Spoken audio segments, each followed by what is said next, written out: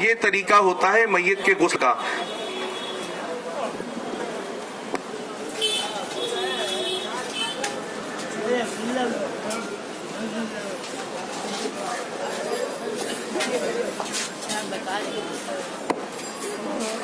یہ ہمارے عبداللہ بھائی ہیں، یہ یہاں پر لیٹے ہوئے ہیں۔ الحمدللہ تعالیٰ آپ دعا کریں کہ ان کے عمر میں برکتیں عطا فرمائے، صحت عطا فرمائے، عمر درازی بالخیر عطا فرمائے۔ یہ ہم کو سکھانے کے لیے یہاں پر لیٹے تاکہ ان کے ذریعے ہم سیکھیں۔ اب میت کو جب ہم غسل دیتے ہیں تو سب سے پہلے کیا کیا جاتا ہے؟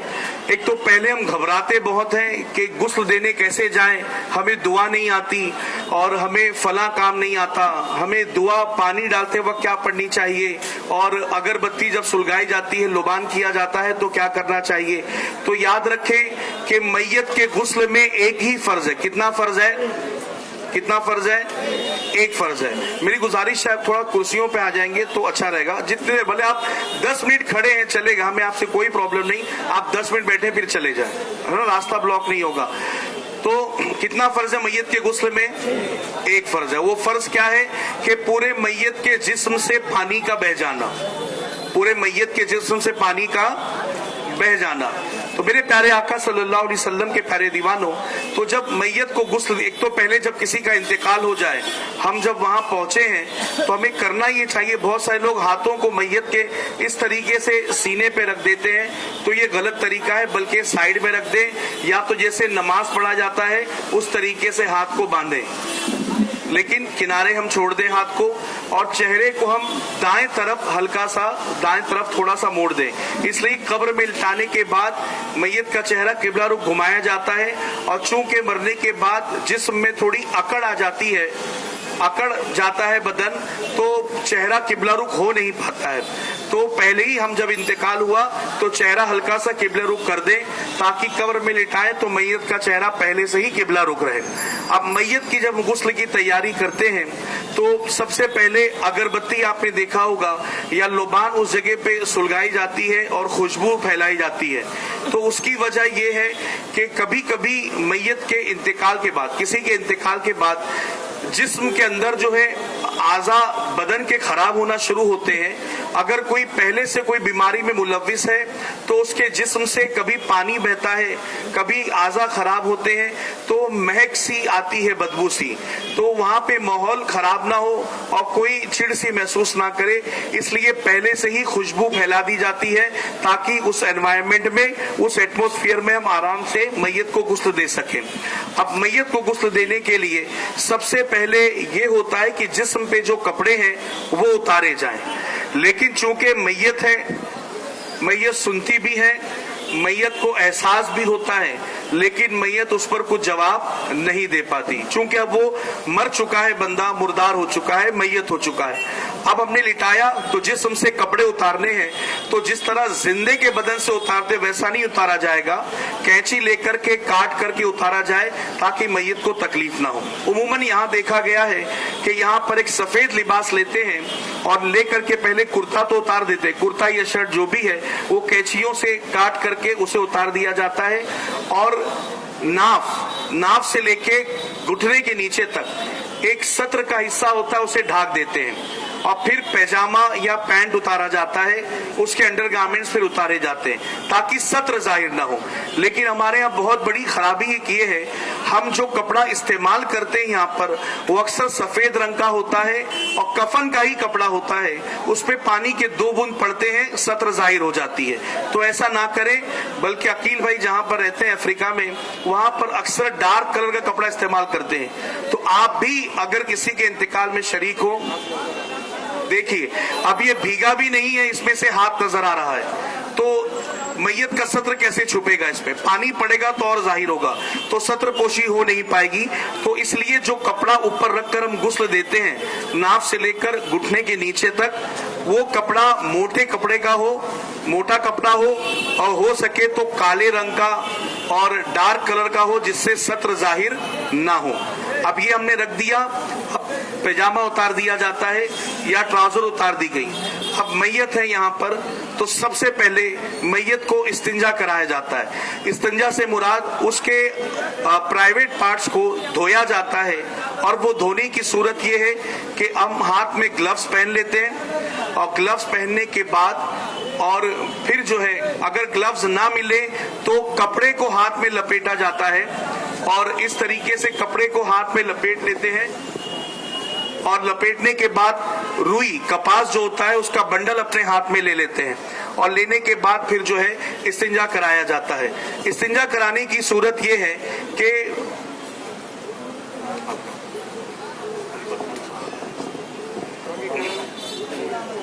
ऐसे इस तरीके से चादर को उठाते हैं, और जो शर्मगाह की जगह होती है, कभी कभी इंतकाल के वक्त जो है गलाजत जिस्म से निकलती है तो उसे साफ किया जाता है, हाथ अंदर डाल करके कपड़े के, ठीक है, लेकिन उसके अंदर झांक करके साफ नहीं करना, देखना नहीं है ना।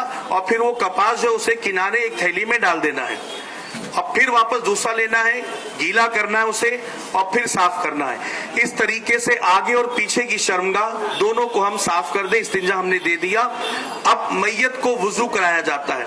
वुजू कराने की सूरत यह है कि सबसे पहले मिसवाक यानी दांतों को साफ किया जाता है। तो हम कपास लेंगे, और कपास लेकर या कपड़ा लेकर के जिस तरह हम तेल में बाती बनाने के लिए उसे रोल करते हैं, वो रोल करके हम उसे भिगाएंगे, और भिगाने के बाद हम मैयत के मुंह को खोलकर उसके होठों को साफ करेंगे, और दांत जो सामने नजर आते हैं हम उसे साफ करेंगे। और उसके बाद फिर जो है दूसरा कपड़ा या तो कॉटन कपास के रोल को लेकर बाती जैसा बनाकर मैयत की नाक के दोनों नथनों को उसको साफ करेंगे, और फिर वापस से साफ दूसरा कपड़ा लेकर भिगाकर फिर साफ किया जाएगा, और फिर चेहरे पर पानी डालकर धोया जाएगा। चेहरे पर हमने पानी डाला और धो दिया, चेहरा धुल गया। अब इसके बाद गुस्ल देना है। तो गुस्ल का तरीका फिर यही है कि दाएं तरफ आप पानी बहाएं, चेहरा धोएं, चेहरा धोने के बाद दोनों हाथों को, दाएं हाथ को कोहनी समेत धो दिया, फिर बाएं हाथ को कोहनी समेत धो दिया। अब दाएं पैर को धो दिया, मसा करेंगे। मसा हमने किया जैसे अपना मसा करते हैं, मैयत का मसा कर दिया। अब फिर दाएं कदम को 3 मरतबा धो दिया, बाएं कदम को 3 मरतबा धो दिया। और ये पैर अक्सर जिसका इंतकाल होता है फैल जाते हैं, तो जब इंतकाल हो तो दोनों करीब करके एक पतले चिंदीसों से बांध दिया जाता है ताकि पैर फैले नहीं, ठीक है। अब ये वुजू हो गया है।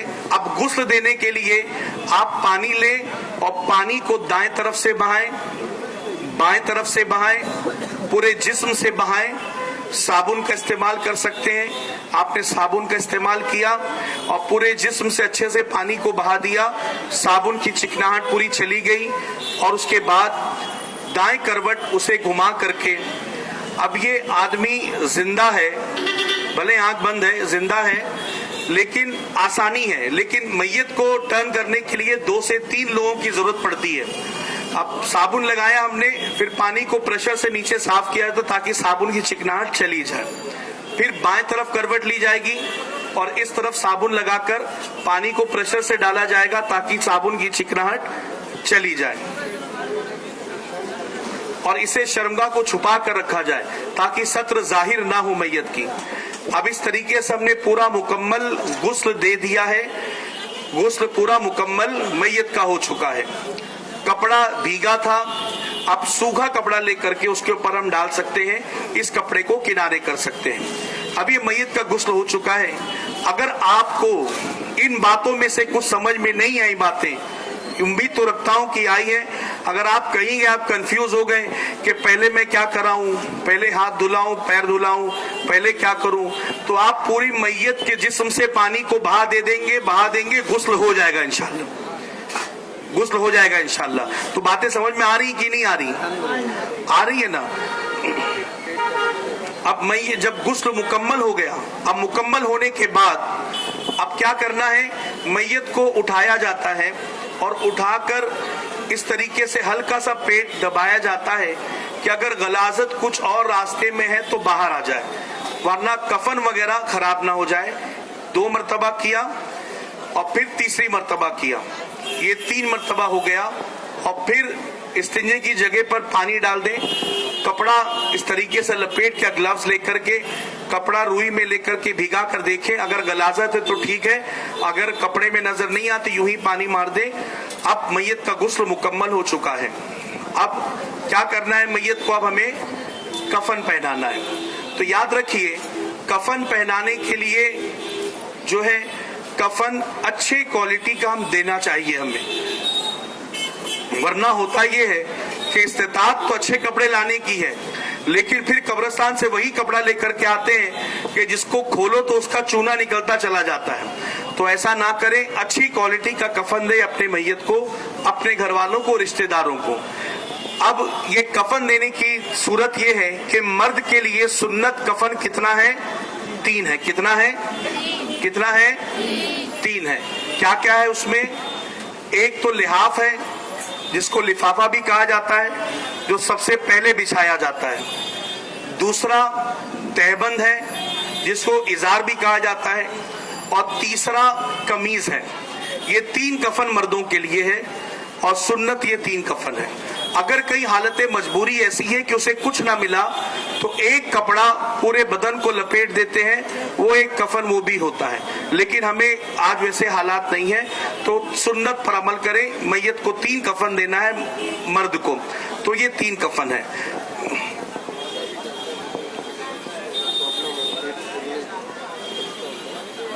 कभी कभी किसी के जिस्म में ऐसा होता है कि हवा भरती है और पेट फूलता है, तो अक्सर कानों में, नाक में कपास लगा दिया ताकि अंदर हवा ना जाए, और पेट पर कोई चीज कपड़ा चौड़ा बांध दिया जाता है। तो उसकी भी इजाजत है कि अगर कुछ परेशानी, पेट फूल रहा है तो कपड़ा बांध दें, और क्या कुछ चीज वजन चीज रखी जाती है ताकि अंदर हवा ना भर पाए, तो वो भी करने की इजाजत है। और आंख खुली हो, जब इंतकाल होता है तो आंख खुली रहती है, क्योंकि फरमाया गया कि रूह इस तरफ से जाती है, सर के तरफ से। तो मैयत अपनी रूह को, मुर्दा देखता है जाते हुए इंसान, और उसकी आंखें खुली रह जाती हैं। तो उसे बंद करे दुआ पढ़ते हुए, बिस्मिल्लाहि अला मिल्लति रसूलिल्लाह सल्लल्लाहु तआला अलैहि वसल्लम। अब इस तरीके से मैयत को हमने गुस्ल दे दिया। वक्त बहुत कम है, कफन बिछा करके आपको बताया जाएगा कफन क्या क्या होता है, कैसे होता है। हाँ। पहले तो एक कफन होता है नीचे जिसको लिहाफ कहा जाता है। उसकी जो लंबान होती है सबकी यकसा नहीं होती है। जैसे अगर मैं लंबा हूं, ये आपको दिखाने के लिए हमने एक कपड़ा लिया है, वरना ये ना सोचे हमको तो कह रहे थे कि अच्छा कफन दो और ये तो सस्ता लेकर के आए। तो ना यहाँ पर मैयत है और ना ये कफन है, हम सिर्फ आपको सिखाने के लिए इसे बनाए हैं। तो ये कपड़ा हल्का है, आप अच्छी क्वालिटी का कफन इस्तेमाल करें। कफन जो हम नीचे लिहाफ बिछाया जाता है, जिसको लिफाफा भी कहते हैं, उसको जो है उसकी लम्बान, जिसका इंतकाल हो गया है, उससे थोड़ी बड़ी होनी चाहिए ताकि उसके सर पर बांध दिया जाए और पैरों के तरफ बांध दिया जाए। और याद रखिए उसकी चौड़ान ऐसी होनी चाहिए कि कम से कम उसके जिस्म का हिस्सा जो है, उसकी चौड़ान जो है हम लपेटे तो मैयत पूरी तरीके से इस तरीके से अंदर लपट जाए, ओवरलैप हो जाए, एक के ऊपर एक चढ़ जाए। और अगर छोटा है तो उसमें और कपड़ों का जोड़ लगाकर उसे हम चौड़ा कर सकते हैं। अब इसमें बहुत सारे होता है मामला कि घर की औरतें बोलती है नहीं मशीन से सी नहीं सकते, सिर्फ हाथ से ही सीना है। तो ऐसा कुछ नहीं, आप मशीन से भी सीकर इसकी चौड़ान बढ़ा सकते हैं। तो पहले उस लिफाफे को बिछाया जाएगा और उसके बाद तहबंद बिछेगी। एक बहुत बड़ी हम जो है हमारे अंदर कमी है कि हम तहबंद जो है वो मैयत की कमर से लेकर के घुटने तक का रखते हैं, लेकिन ये गलत है। बाहरी शरीयत में मैयत की तहबंद का साइज बताया गया है सर की चोटी से लेकर पैर तक, उसे तहबंद कहा जाता है। उसमें खुलासा भी कहा जाता है तहबंद, लेकिन हकीकत में वो उसे रैप किया, लपेटा ही जाता है लिफाफे की तरह, तो इसे तहबंद कहते हैं। अब कहीं पर भी इंतकाल में हम जाएं, अगर गुस्ल देने वाला वो कफन काट रहा उसे कह दे कि तहबंद जो है कमर से लेकर टखने तक नहीं बल्कि सर से लेकर के पैर की चोटी तक, पैर की एड़ी तक, ये साइज तहबंद का होना चाहिए। और लोग क्या करते हैं, इसके पहले कमीज बिछाते हैं और फिर तहबंद बिछाते हैं, जो गलत है। बल्कि पहले हमें तहबंद बिछाना है और उसके ऊपर कमीज बिछाना है। फिर जब मैयत को पहनाएंगे तो पहले कमीज आएगी और फिर तहबंद लपेटेंगे और फिर लिफाफा लपेटा जाएगा। और इस तरीके से कफन की कमीज की साइज होनी चाहिए कि जो लंबान आगे है, यानी मैयत के घुटने के नीचे तक, उतनी ही पीछे होनी चाहिए। अभी इसमें हमने बहुत शॉर्ट किया है पीछे का हिस्सा, हाँ वो मत देखें आप। हमें ये देखना है कि आगे से भी जितना लंबा है पीछे से भी उतना ही लंबा कमीज का साइज होना चाहिए। अब इसको हमने बिछा दिया।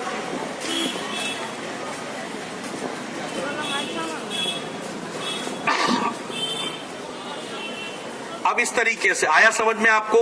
पहले क्या बिछाया जाएगा, क्या बिछाया जाएगा पहले, नीचे क्या बिछाया जाएगा पहले, लिफाफा, उसके ऊपर तहबंद। तहबंद की साइज क्या रहेगी, सर की चोटी से लेकर पैर की एड़ी तक, टखनों तक, ठीक है, ये साइज तहबंद की। और उसके ऊपर कुर्ता, कमीज, कमीज की लंबान जो नॉर्मली पहने जाते घुटने के नीचे टखनों तक, ये पिंडली तक, तो उस तरीके से आगे पीछे दोनों सेम साइज होगी। अब इस पर जो है उसके बाद एक जगह कफन तैयार किया जाता है और गुस्ल के बाद मैयत को उस निलाने वाले स्टैंड से उठाकर उस पर लिटाया जाता है। और ऊपर अब्दुल्ला भाई, और ऊपर। अब क्या करेंगे हम, सबसे पहले हम कुर्ते को पहना देंगे।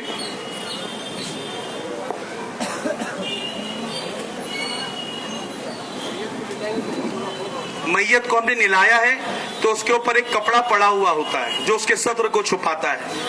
अब हमने उसे लिटाया, कपड़ा हटाएंगे नहीं, पहले कुर्ता पहना दिया जाएगा।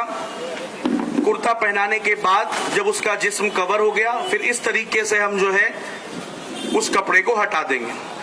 अब ये हो गया। अब इसके बाद क्या करना है, काफूर होता है जिसको कैंफर भी कहते हैं, उसको घुटनों में और हाथों में, कोहनियों में, जिस्म पे जो है अच्छे तरीके से लगा दें। इवन जब गुस्ल दिया जाता है तो गुस्ल का आखिरी पानी जो है हम गर्म करते उसमें भी काफूर डाल करके गुस्ल दे दें। काफूर को कफन के अंदर भी हम छिड़क दें, उससे जो है कीड़े मकोड़े करीब में नहीं आते हैं। अभी हमने कुर्ता पहना दिया, उसके बाद क्या लपेटेंगे, तहबंद। तहबंद का भी साइज चौड़ान में होना चाहिए इतना कि एक के ऊपर यहां से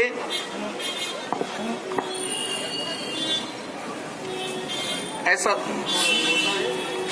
ये सर से लेकर के पैर तक होता है, ठीक है, ये छोटा है लेकिन सर से लेकर पैर तक, और ये चौड़ान ऐसी के ऊपर एक चढ़ जाए। हम उमूमन कपड़ा इसमें जो है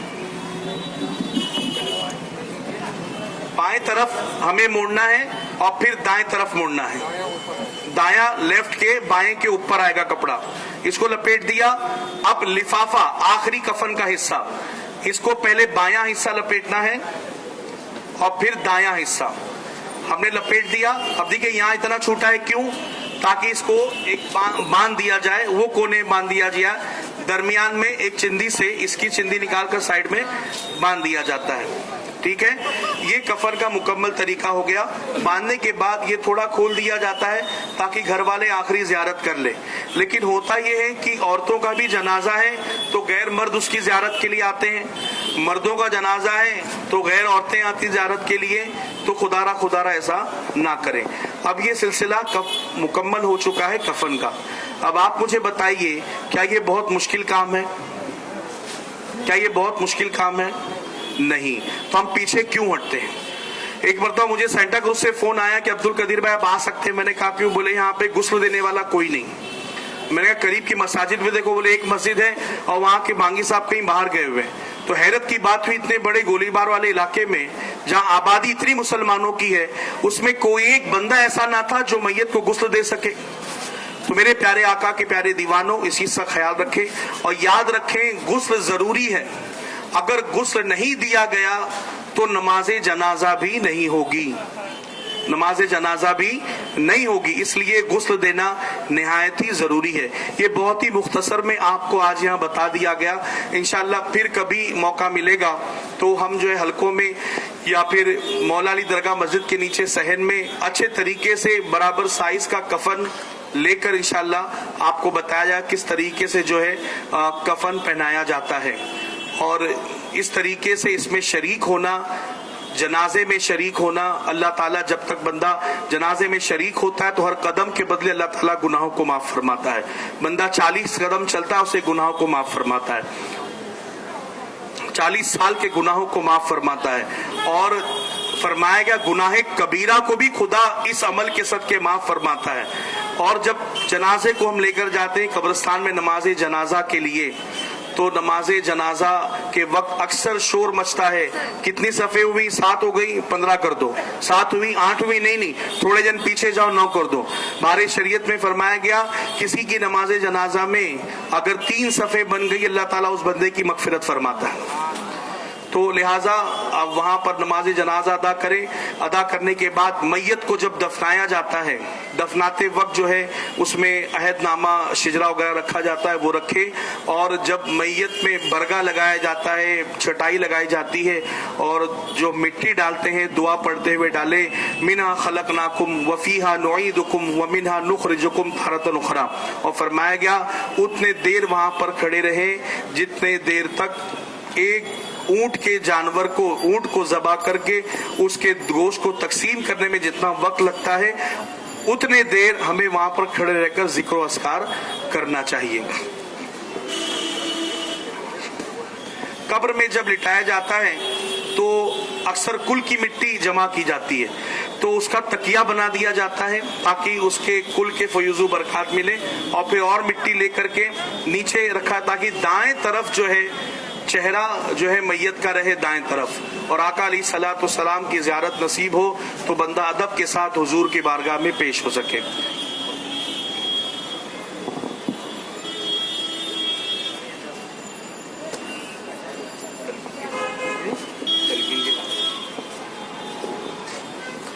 अस्सलामु अलैकुम वरहमतुल्लाह।